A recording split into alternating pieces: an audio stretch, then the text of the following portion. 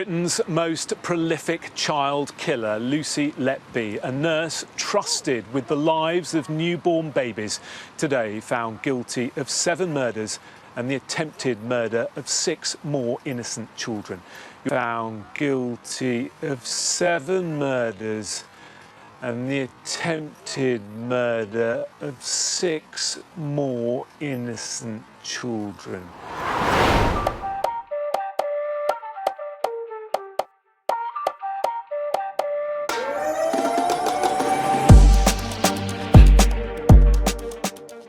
So one of the recurring themes in the inquiry evidence was the use of Datix reporting system. Datix was the hospital's formal tool for recording clinical incidents, near misses, or any event that staff believed needed to be flagged for review. The system was intended to promote transparency and learning. Staff were encouraged to submit reports whenever something unusual occurred, with the understanding that these would be reviewed by managers, analysed for patterns, and used to improve patient safety. But by 2015-2016, frustrations with Datix were growing among consultants at the Countess of Chester neonatal unit. Several doctors felt that their concerns were not being adequately addressed by managers and that Datix reports were being minimised rather than escalated. When questioned by the inquiry, Dr. J.R. Ram explained how he and his colleagues attempted to use Datix to record unusual events. Yet, in his view, the reports didn't trigger the urgent response he believed they warranted. Other consultants gave similar accounts. They felt that, despite repeated Datix entries concerning a cluster of collapses, senior management did not act decisively. Instead, their concerns were often handled as routine or downplayed as isolated events. This contributed to a perception amongst consultants that they were being ignored and that the hospital's processes were inadequate for responding to potential harm. From the nursing side, however, there was a different perception. Some nurses recalled that Datix reporting was not always encouraged in practice, or that those who submitted too many reports risked being labelled as complainers. The inquiry documents show that managers were aware of this cultural tension.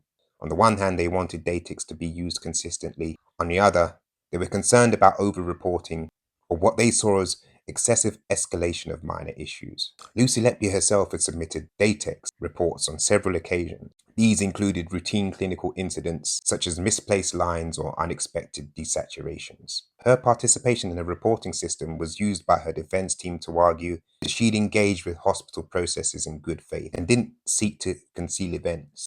By 2016, the system was under visible strain. Consultants were convinced that something serious was occurring. Their Datix entries, however, were not producing the rapid escalation they believed necessary. Managers, meanwhile, faced the difficulty of interpreting clusters of rare but unprecedented events. From their perspective, unusual outcomes could still fall within the expected risk profile of premature and vulnerable babies. The divergence between these two perspectives widened as more incidents were reported. For consultants, each new collapse reinforced their alarm. For managers, the cumulative reports did not yet provide a definitive causal link. This breakdown in confidence around Datix had significant consequences for how suspicion towards Letby developed. First, it meant that consultants increasingly sought informal ways to escalate their concerns, including private meetings and direct appeals to senior executives. This bypassed formal systems and heightened interpersonal tensions. Second, it created a dynamic in which consultants began to feel they had to make the case more forcefully, since Datix alone was not achieving the desired impact. This included drawing stronger connections between staffing rosters and clinical outcomes. Third, it reinforced the consultants' sense that they were not being supported. This in turn fed into their perception of management as resistant, a perception that later coloured the way grievances, including Letby's, were interpreted. Underlying the disputes about Datix was a broader cultural issue: how escalation was handled within the hospital. Consultants described a culture in which serious concerns were often met with defensiveness from management. They felt that raising too many alarms could lead to reputational risk for the hospital rather than constructive investigation. Managers, in contrast, described the culture in which they were expected to balance patient safety with the need to avoid unwarranted panic. From their perspective, consultants were sometimes too quick to see patterns in rare but natural events. This clash of perspectives created an atmosphere of mistrust. Consultants began to feel that management was obstructive. Managers, meanwhile, began to feel that consultants were overstating their case. For Lucy Letby, this cultural clash had direct consequences. As consultants sought to push their concerns more forcefully, her name became increasingly associated with the incidents recorded in Datix. The system itself did not prove wrongdoing, but the consultants' lack of faith in Datix pushed them to look for other forms of evidence, including patterns in staffing. It was through this process that Letby's name came to stand out. The grievance process later showed that some staff like Arian Powell believed this focus was influenced by subjective judgments as much as by objective data. Yet the consultants' frustration with Datix gave their suspicions added urgency. The story of Datix at the counters of Chester is therefore not just a technical one about incident reporting software. It's a story about how culture, how different groups within the hospital understood risk, responsibility, and escalation. Consultants felt ignored, managers felt pressured, and nurses felt caught in between the two. And within this dynamic, suspicion of Letby hardened. The breakdown of trust in Datix meant that consultants pushed their concerns through informal channels, and in doing so, they highlighted Letby's presence in incidents again and again. Over time, this repetition, combined with interpersonal dynamics and rumor, turned suspicion into near certainty, long before the police were involved. By the summer of 2016, the consultants at the councils of Chester felt that they had exhausted the usual hospital channels. The Datix reports had not produced the escalation they wanted. Informal meetings with nursing managers had not resolved the situation. As a result, consultants began to escalate their concerns directly to the hospital's medical director and chief executive. They argued that an urgent intervention was required, as a pattern of unexplained collapses was continuing and seemed increasingly connected to one nurse's shift. The inquiry documents showed that this was a difficult moment for the hospital's leadership. On the one hand, the consultants were senior specialists making serious claims. On the other hand, the evidence remained circumstantial, clusters of events, staffing overlaps, and professional impressions rather than conclusive proof. Eventually, hospital leadership decided that Lucy Letby should be removed from the frontline clinical duty. The decision was presented as a precautionary measure, not a disciplinary sanction. Letby was resigned to administrative work in a hospital pending further review. To some consultants, this was a victory. They believed it reduced the immediate risk to patients and showed that their concerns were finally being taken seriously. To others, including some nursing staff, the move appeared premature, damaging to Lucy's reputation. The grievance process later revealed that Letby herself experienced the decision as profoundly distressing. She felt singled out, isolated, and unfairly targeted. In their inquiry testimony, several consultants acknowledged the gravity of what had happened.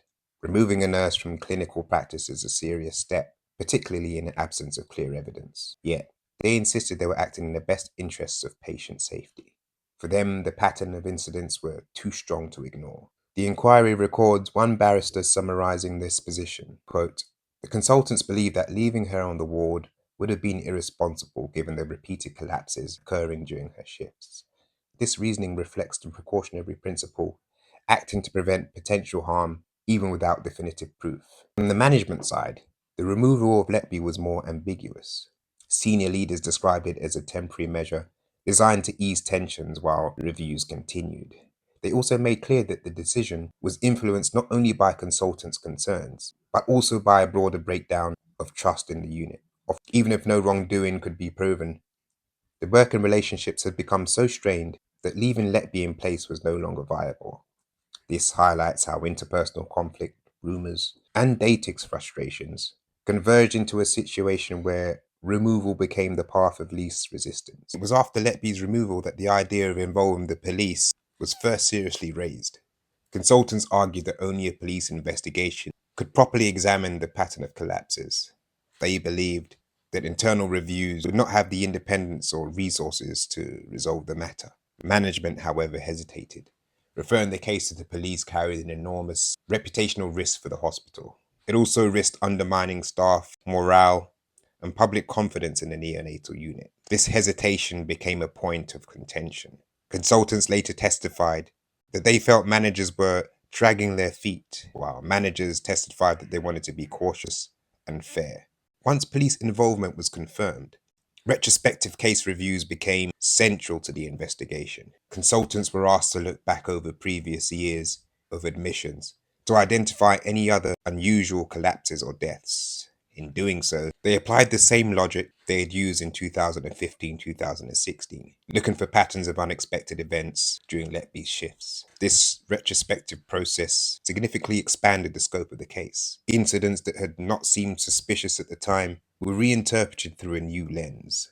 Events previously attributed to natural complications were reconsidered as deliberate acts. The inquiry documents show how this retrospective framing hardened suspicion. Once Letby had been removed, and once the police were involved, every prior case became a potential data point in a broader narrative. Several experts who later reviewed the case raised concerns about confirmation bias. Once Letby had been identified as a suspect, there was a tendency to reinterpret past events in light of that suspicion.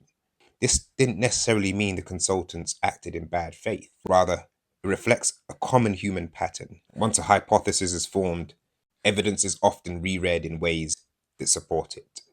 In the context of the neonatal unit, this meant that incidents which had once seemed tragic but were natural were now seen as part of a deliberate pattern. The decision to remove Letby also had ripple effects on other staff. Some nurses felt relief, believing that the consultants' concerns might now be addressed. Others felt uncomfortable, worried that one of their colleagues had been unfairly targeted. The inquiry noted testimony from staff who described the atmosphere as toxic at the stage. Divisions had deepened, with consultants and managers often at odds, and nursing staff caught in between. The climate of mistrust made it even harder to evaluate events objectively. By the time the police became actively involved, the narrative had already hardened. Letby was a focal point of suspicion, and her removal had symbolized that suspicion, and retrospective reviews only reinforced it. Even when alternative explanations were available, such as the inherent fragility of premature infants or systematic issues on the ward, these were increasingly sidelined. The story that had taken hold was one of deliberate harm. This narrative was further entrenched by the passage of time. Once Letby was no longer practicing, every additional review or case report was interpreted through the lens of her alleged involvement. Maybe this shows how a precautionary decision removing Letby from the ward set in motion a chain of events that made suspicion self-reinforcing. The consultant saw it as necessary for patient safety, management saw it as a way to manage conflict, and Letby saw it as devastating and unjust. And the police became involved. The retrospective case reviews expanded the scope of suspicion far beyond the initial cluster. And in that process, the narrative of guilt solidified, shaped not only by data, but by culture, rumor, and institutional dynamics. That's all I've got time for today, but I will continue to look into this. Don't forget to like and subscribe to keep up to date with all of my other videos. In the meantime, stay well, stay safe, and I'll see you soon.